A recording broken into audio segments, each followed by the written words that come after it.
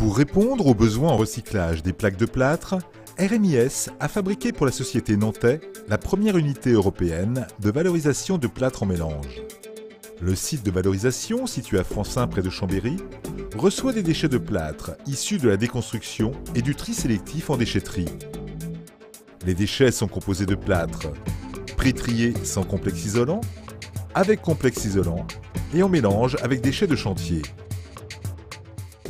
À la réception sur le site, la qualité des déchets est contrôlée afin de retirer les gros indésirables et les éléments solides, blocs de béton par exemple, qui pourraient détériorer le matériel. Une chargeuse, équipée d'un godet calibreur, réalise un prédimensionnement des déchets. Une trémie d'alimentation réceptionne le produit et assure le réglage du débit de l'installation. Elle est équipée d'un fond mouvant à bande de grande largeur, évitant tout problème de colmatage, et d'un rotor de régulation à vis sans fin pour assurer une alimentation continue du produit sur la ligne de traitement. Un convoyeur à bande dirige le plâtre vers une cabine de tri manuelle. Une table de tri équipée de goulottes d'évacuation permet à un opérateur de retirer les plastiques, le bois, les rails métalliques, les indésirables. En sortie de cabine, un overband retire les fractions magnétiques restantes.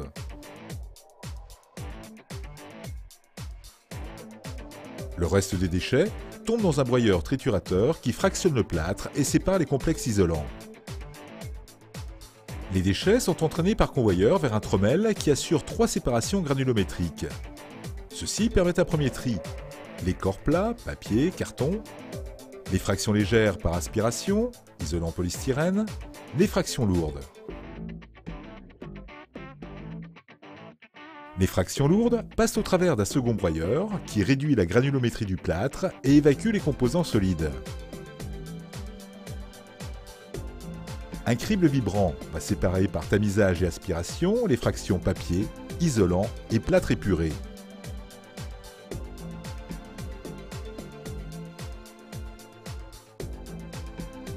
Tout au long des convoyages et des criblages, des systèmes de tri aérolique et soufflerie séparent les fractions légères. L'ensemble des éléments triés est déversé dans des bennes sélectives. En sortie du tapis papier, un convoyeur balistique sépare les corps plats, papier, carton, des fractions légères, isolants.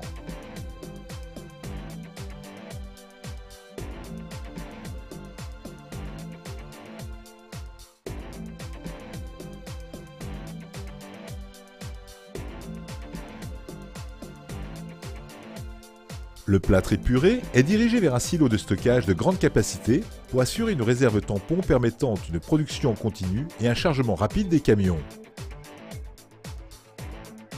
Ce silo est conçu pour éviter tout colmatage du plâtre et ainsi assurer son rôle de stockage tampon et de chargement de camions, quelles que soient les conditions météorologiques.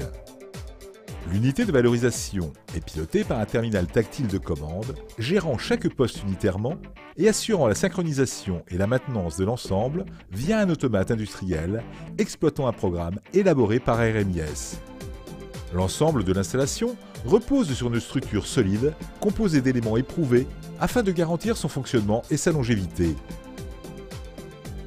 La capacité de traitement de cette unité de valorisation est de 10 à 20 tonnes-heure de déchets de plâtre, avec un objectif annuel de 40 000 tonnes. En fonction du type de déchet, le taux de valorisation varie de 82 à 99%, avec un recyclage possible de 94% de gypse. Pour réaliser cette unité, unique en son genre, de valorisation de déchets de plâtre en mélange issus de la déconstruction, RMIS a mis tout son savoir-faire et son expérience pour apporter des solutions techniques en conformité avec le cahier des charges complexe de la société nantaise.